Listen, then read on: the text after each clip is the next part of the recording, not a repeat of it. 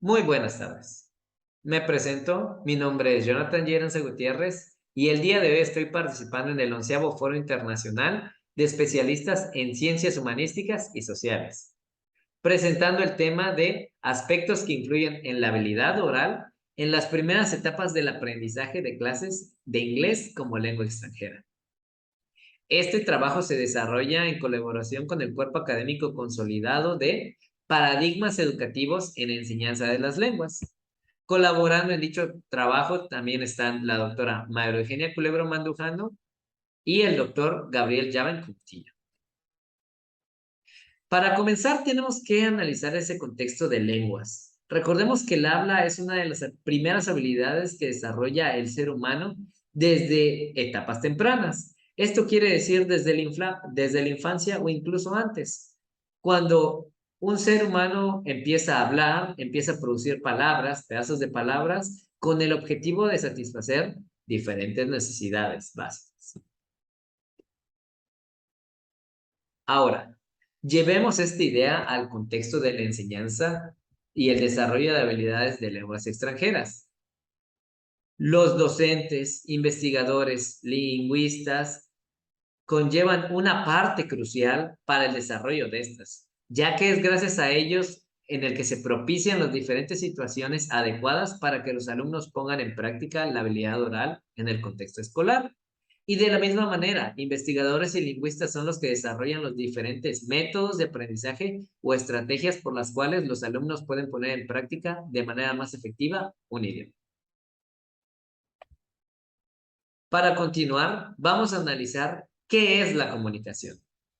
Algo muy importante y una definición muy utilizada acerca de la comunicación es ese proceso de interacción entre dos personas. En pocas palabras, el hecho de emitir algo y recibir algo. Y obviamente viceversa. Pero Richards y Roger plantean la idea en tres puntos de vista muy importantes. El estructural, que conlleva acerca de todas las cuestiones gramaticales y fonéticas que se desarrollan en el habla. La funcional, que se refiere más a la coherencia que tienen las palabras, si estas son usadas o transmiten las ideas correctas. El interaccional, que se trata acerca de la idea de los participantes en el contexto de comunicación. Ahora, llevándolo al contexto de niños, se comenta acerca, o basándonos en las ideas de Celeste Morsi y Holstein, acerca de que la lengua se desarrolla mejor cuando se habla, y esto sucede desde etapas tempranas. Los niños comunicando sus necesidades básicas es el ejemplo más grande que tenemos. Moon también ha comentado algunas de las condiciones relacionadas a esto de aprendizaje de infantes, en el que podemos ver el tiempo que tienen exponiéndose a ese idioma, en este caso el inglés, la exposición, qué tanta cantidad, en este caso, de exposición tienen o a qué material o a qué ejemplos tienen exposición los alumnos.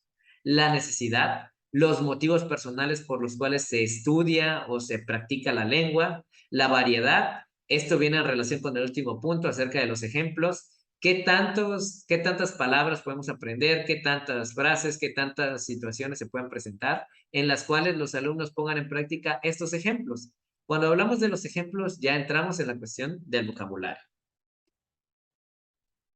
Ahora, McDonald nos describe también algunos aspectos terciarios que influencian en el contexto escolar, y esto se ve mucho en los niños.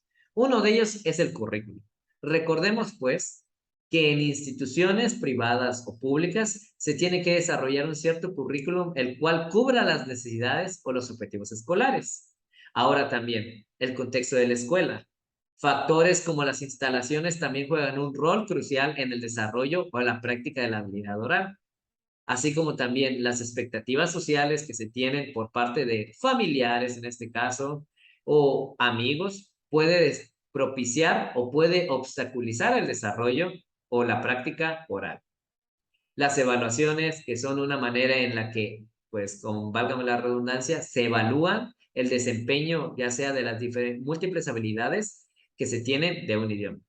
Y finalmente, las gratificaciones, que este es algo que puede propiciar, motivar incluso a los niños a querer ser mejores, debido a que una gratificación positiva puede desarrollar diferentes aspectos o nuevas expectativas que los niños pueden llevar a la práctica en el idioma.